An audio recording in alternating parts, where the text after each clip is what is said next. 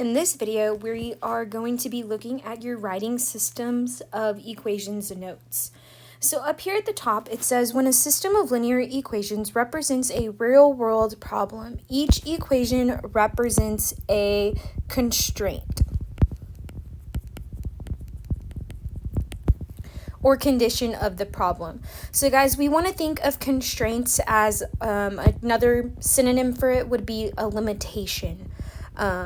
And so we'll look at that more in a bit on number 1.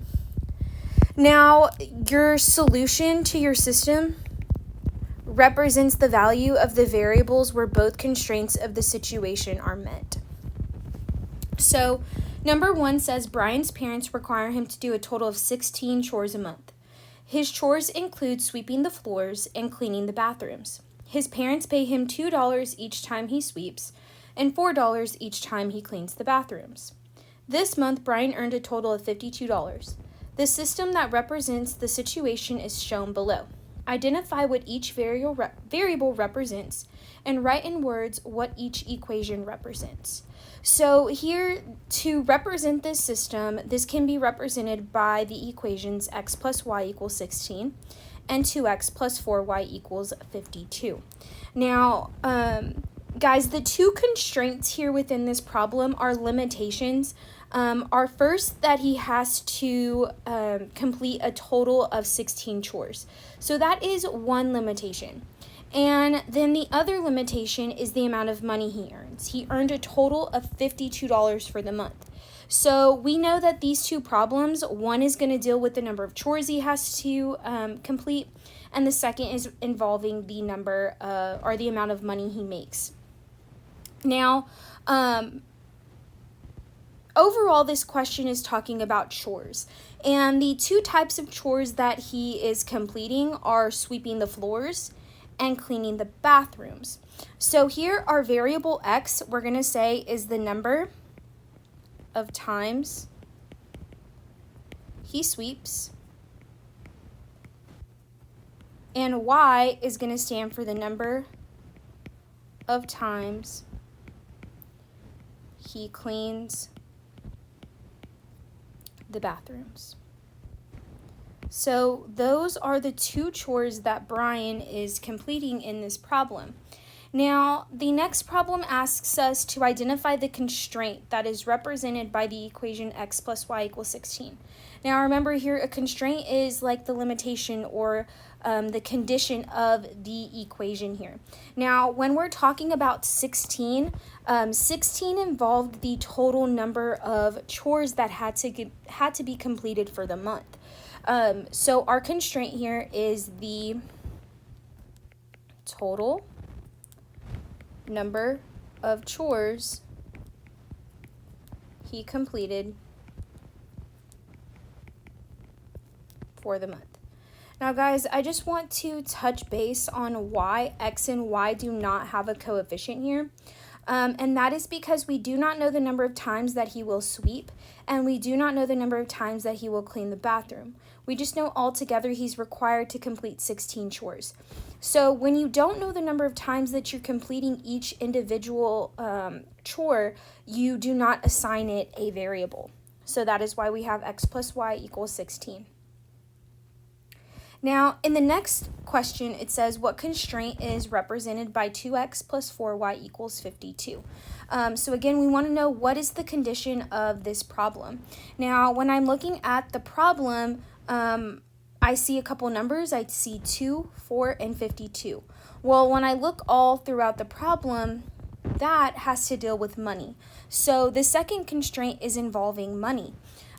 So remember, we said that x stands for the number of times he sweeps. Well, each time he sweeps, he's earning $2 each time he sweeps.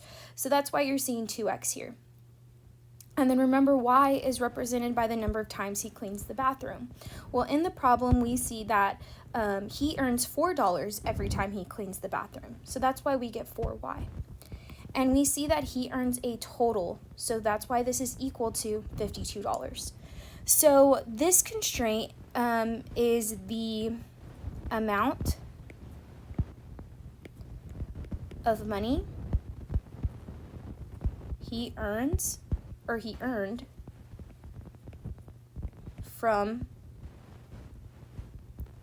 the chores he completed this month. So this problem really focused on us being able to work backwards. So we were given the system and we basically had to interpret what each equation represented. We're going to go ahead and open up our notes to number 2, and we're going to go ahead and practice coming up with the system of equations. So up at the top it says practice writing your own system by defining the variables, identifying 2 constraints, and writing the system of equations. So number 2 says Ethan's mom drops him off at Entertainment Zone for 3 hours and buys him 11 tickets. Ethan can spend his tickets driving go-karts or playing mini golf, which each cost 1 ticket. Driving the go-kart track takes 10 minutes, and a game of mini golf lasts 45 minutes. How many of each activity can Ethan participate in before his mom comes back to pick him up? So, very first thing, guys, is the 2 constraints that I see throughout this problem are that Ethan has 3 hours to play and he only has 11 tickets to use. So those are going to be some huge areas of focus that we need to focus on when we are describing our constraints. So then we want to go ahead and identify the variables. So in the question, it asks how many of each activity can Ethan participate in before his mom comes back to pick him up. So that's a huge indicator right there of what you should be focusing on as far as your variables. Well, when Ethan is at Fun Zone, he's able to drive go-karts or he's able to play mini golf. And that's what he's able to use his tickets on. So those are actually going to be our variables. So we're going to say X is the number of times he drives go-karts. And we're going to say Y is the number of games of mini golf. So from here, we want to go ahead and describe the constraints. So remember, one of the constraints has to do with time.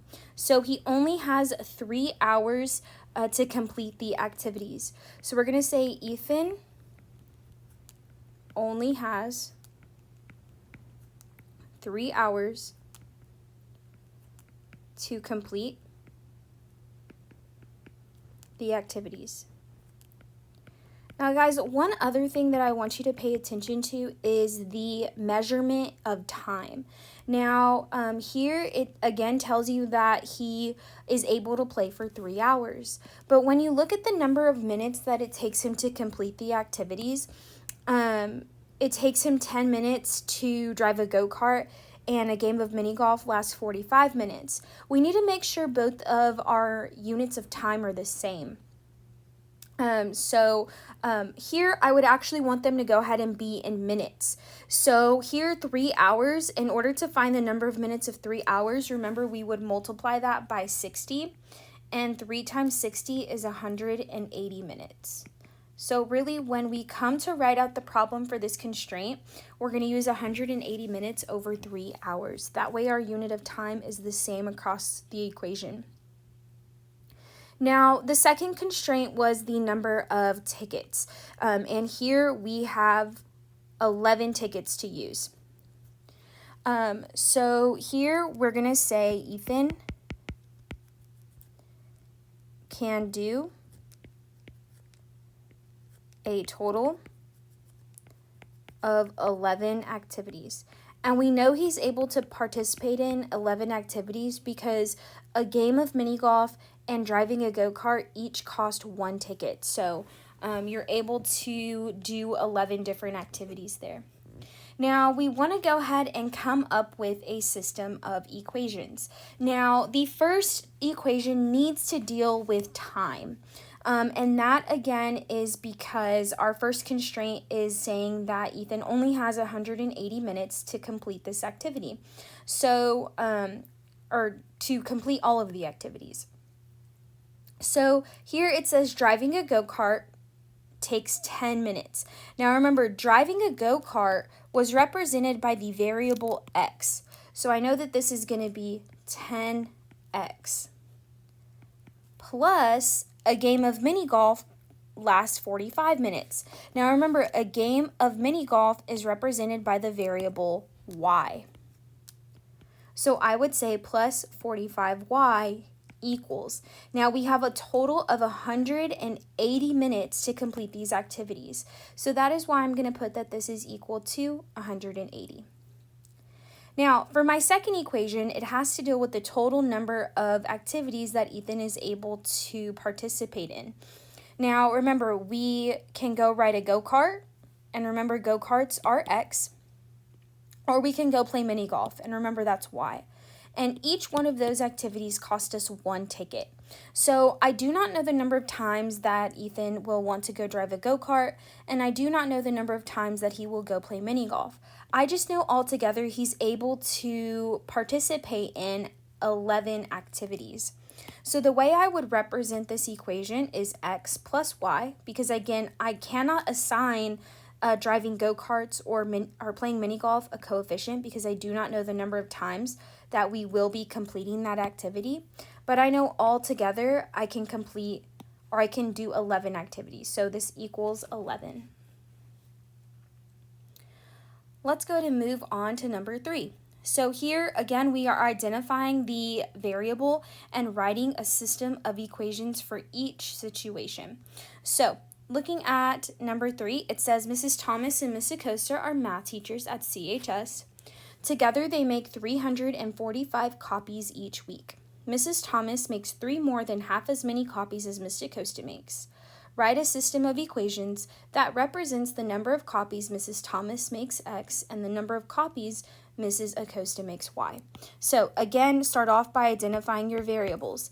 X is going to stand for the number of copies Mrs. Thomas makes.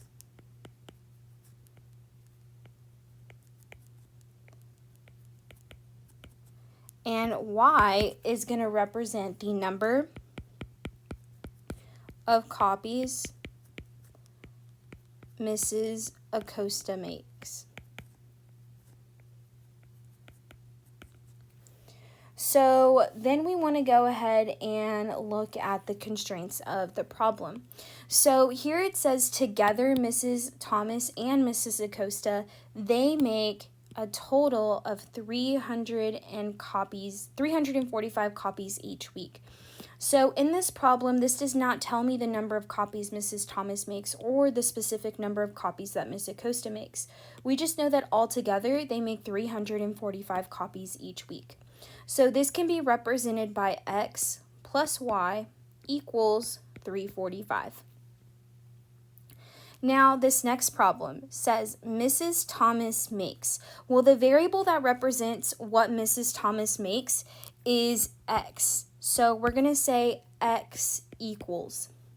Now, it says 3 more than half as many copies as Mrs. Acosta makes. Now, remember, the variable that represents Mrs. Acosta is y. Now, if you write it like you see it, this is 3 plus, because we see that word more than.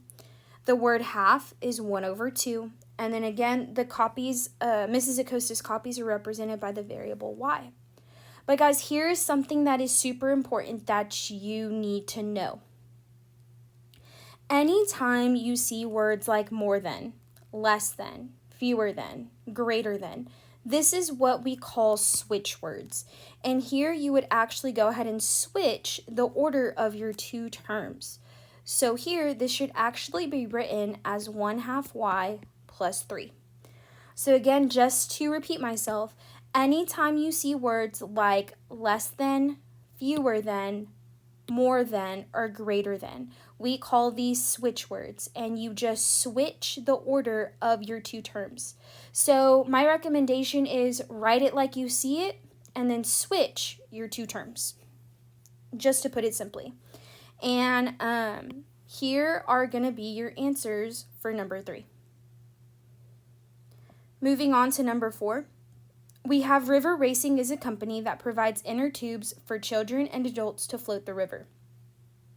The child tube has a diameter of 2.5 feet, and the adult tube has a diameter of 3 feet. River Racing owns a total of 160 tubes, and the total diameter of all the tubes is 430 feet. Write a system to determine the number of child tubes C and the number of adult tubes A that River Racing owns. So again, guys, start off by identifying your constraints.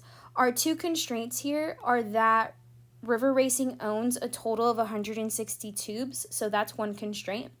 And then the second has to deal with the total diameter of all the tubes being 430 feet. So from here, let's go ahead and identify our variables. It tells us that A represents the number of adult tubes,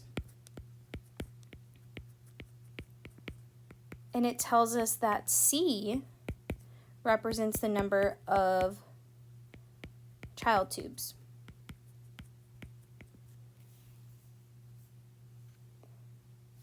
So, looking at my problem, I do not know the specific number of adult tubes that are rented, and I do not know the number of child tubes that are provided. I just know that altogether we have 160 tubes. We have a total of 160 tubes here. So because I do not know the specific number of adult tubes and I do not know the specific number of child tubes, this can be represented by the equation A plus C equals 160. Now the next question, or the next equation, is going to deal with the diameter. So it says the child tube has a diameter of 2.5 feet. So I know that that's going to be 2.5 C, because again, child tube is represented by C. And the adult tube has a diameter of 3 feet. Again, that's going to be 3A. And I know that altogether we have a total diameter of 430 feet. So this is going to be represented by 3A plus 2.5C equals 430. So that'll go ahead and complete number 4. Now let's go ahead and look at number 5. So number 5 says the table below shows the cost of yoga classes at 2 different studios. We have Studio A that charges a mat fee of $25 plus Studio B that has no initial fee. We want to go ahead and write a system of equations that will determine when the 2 studios cost the same. So from here, I'm actually going to go ahead and switch over to my laptop to show you how to find the equations. Number 6 says the tables below show the cost of yoga classes at 2 different studios. Studio A charges a mat fee of $25, but Studio B has no initial fee. Write a system of equations that will determine when the 2 studios cost the same. So very first thing that we have to go ahead and do is come up with the equation that represents Studio A and the equation that represents Studio B. Remember, anytime that you see a table, to find your equation that represents that table, we're going to go ahead and go into list and spreadsheets. So if you are on the home screen of the TI Nspire, that's going to be the green cell that looks like it's a spreadsheet. And our first step is to go up to cell A, type in X, over to B, type in Y. So we are actually going to go ahead and find the equation of Studio A first. So the left column are my X values, the right column are my Y values. So entering in my X values, we have 3, 7, 8, and 12. And then for my Y column, we have 70, 130, 145, and then 205. Now, remember, you want to be in a blank cell, and remember our command is menu 413. We're going to go ahead and type in X in our X list, Y in our Y list, and press enter twice. Here I end up with my slope and my y-intercept. So the equation that represents studio A is going to be y equals, we're going to have 15x plus 25. Now, we also want to go ahead and find the equation of studio B. So again, studio B, the classes are going to represent x, and the cost of the classes are going to represent y. And we're just going to go ahead and repeat the process. Remember, anytime you are using lists and spreadsheets, you always need to clear out your calculator. So we're going to go ahead and press Control W. No, we do not want to save anything. And we again are opening up a list and spreadsheets window. Going up to A, typing in X, over to B, typing in Y, and we are entering in our data.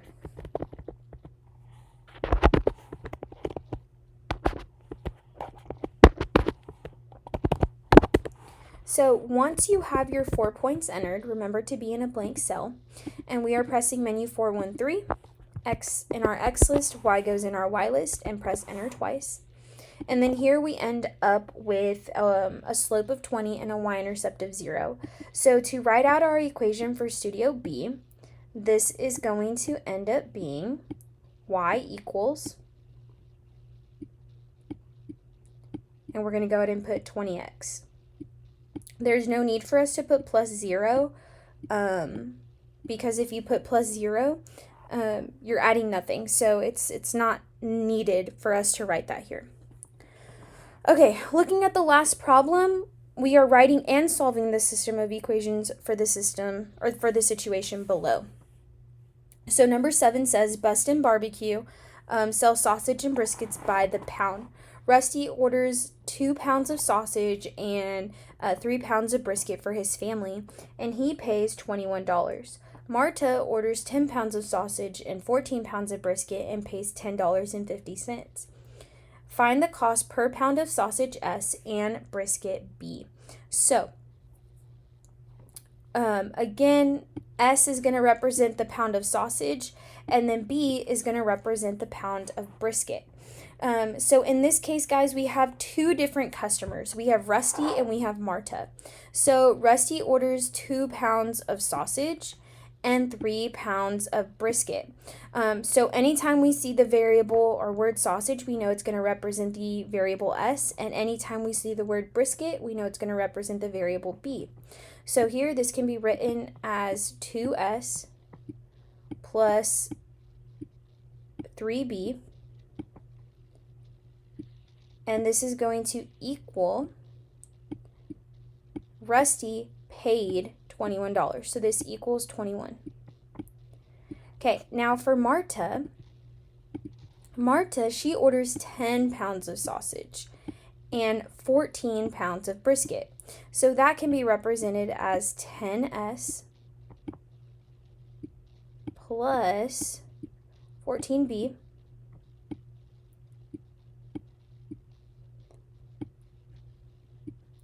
and this equals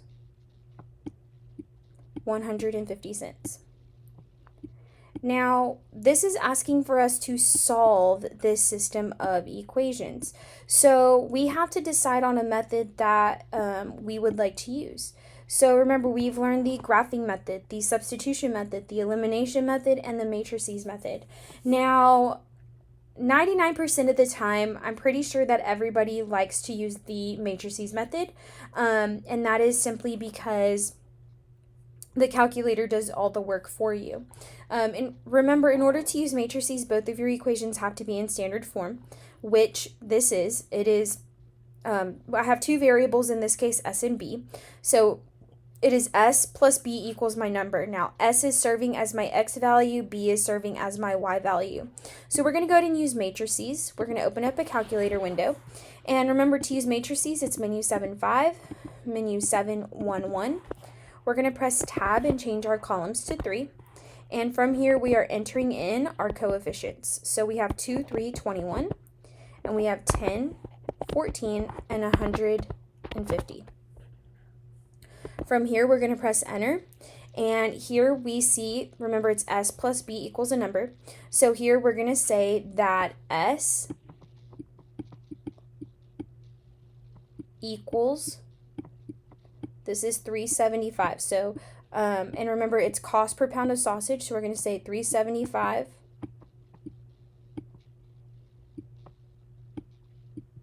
per pound. And then for brisket, I'm going to put B equals, this is going to be 450 per pound.